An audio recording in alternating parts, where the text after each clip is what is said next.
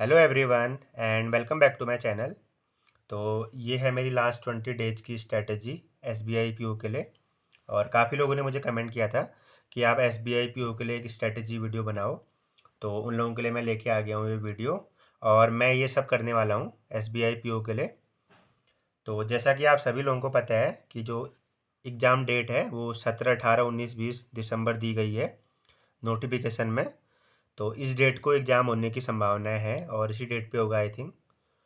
तो हमें मान के चलते हैं कि हमारा पेपर 17 को है। तो अप्रॉक्सीमेटली 20 डेज बचे हैं एग्जामिनेशन को।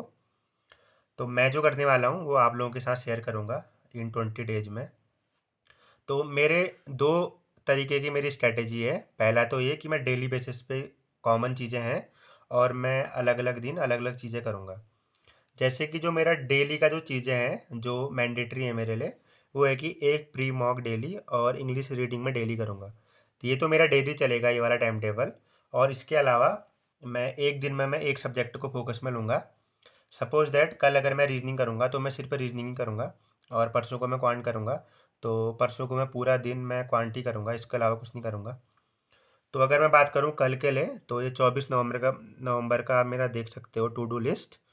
तो मेरा जो फोकस रहेगा वो रहेगा रीजनिंग में। और मैं रीजनिंग में क्या करूँगा ये भी मैं आप लोगों को बता रहा हूँ। मैं 5 से 10 या फिर 10 प्लस जितना भी हो पाएगा, 5, 6, 7, 8 या फिर 10 प्लस मैं सेक्शनल मॉक दूंगा। और जितने भी मैं दे पाऊंगा सारे दूंगा और उनका कम्प्लीटली मैं एनालिसिस करूंगा अच्छे से। अगर मैं सेक्शनल मॉक नहीं भी दे पाया सारे तो मैं प्रैक्टिस करूंगा सबमिट करके या पीडीएफ से। तो ये मैं करने वाला हूँ गाइडली से। और गाइडली का मैं पीडीएफ बंडल कोर्स से करने वाला हूँ। आप लोग देख सकते हो जो एस बी आई पी का जो डे 1 डे 2 करके है। तो मैं कल मैं डे 1 से लेकर डे 10 का जो रीजनिंग का जो है उनका सेक्शनल मॉक उसे मैं करूँगा। बेसिकली जो गाइडली का जो पीडीएफ बंडल कोर्स है उसमें आप मॉक के फॉर्मेट में भी दे सकते हो और आप पीडीएफ से भी पढ़ सकते हो। तो मैं ये 10 दिन का करूँगा स्टार्टिंग का डे 1 से डे 10 सिर्फ रीजनिंग का जो उनका जो है शेड्यूल। तो मैं कम से कम 300 क्वेश्चन रीजनिंग के करने वाला हूँ कल। और अगर आप लोग इंटरेस्टेड हो, आप लोगों को भी यही, अगर कल आपने रीजनिंग करनी है और आप चाहते हो कि मैं यही क्वेश्चन मुझे भी करने हैं, तो मैं आप लोगों को पीडीएफ भेज दूंगा टेलीग्राम चैनल पे। आप लोग कमेंट करके बता देना अगर आप इंटरेस्टेड हो।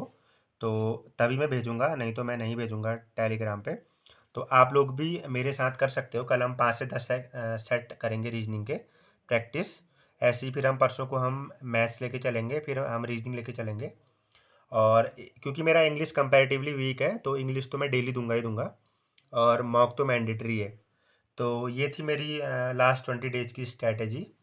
और जिन भी लोगों का I B P S P O है 26 को, उन सभी लोगों को मेरी तरफ से ऑल द बेस्ट। और जिनका एस बी आई क्लर्क है 25 को, उनको भी ऑल द बेस्ट।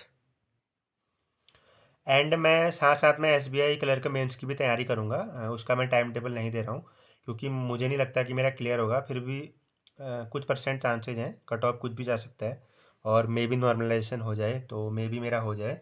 तो क्लर्क मेंस पे भी मेरा फोकस रहेगा, लेकिन उस पर मेरा फोकस कम रहेगा। तो मैं S B I P O को ही टारगेट कर रहा हूँ।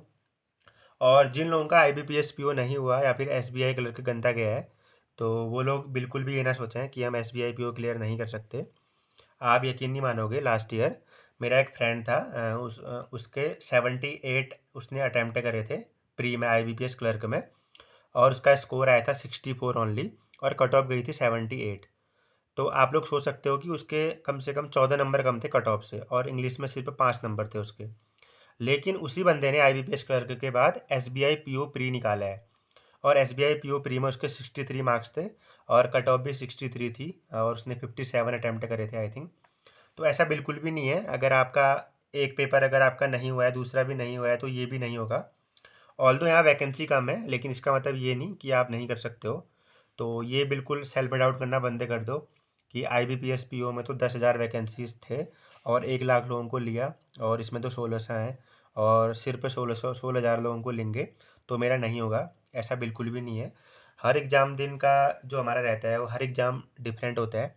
और एग्ज़ाम के दिन अगर हम अपने आप को कूल रख लेते हैं, कूल माइंड से पेपर देते हैं, तो हम कुछ भी कर सकते हैं और हम सब में कैपेबिलिटी है। लेकिन वही है कि जो एग्ज़ाम प्रेशर को जो फेस कर ले उसी का पेपर निकलता है।